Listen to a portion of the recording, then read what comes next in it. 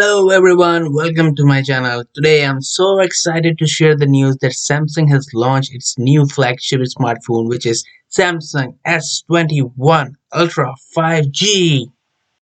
So before starting the video, please hit that subscribe button. Samsung has launched S21 series in three different sizes: S21, S21 Plus and S21 Ultra. Backside of the phone is more resistant to fingerprints and it is metallic around the edges. Volume key and power switch is on the right side and it has a front-facing camera which is nicely placed in the middle.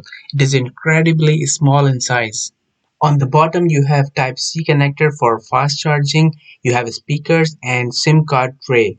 This phone also has shared wireless charging feature that allows you to charge your earbuds. The phone comes with the charging or data cable only and it has no charger. You have choice to purchase conventional wall charger or you can buy fast wireless charger as well. SIM tool is included.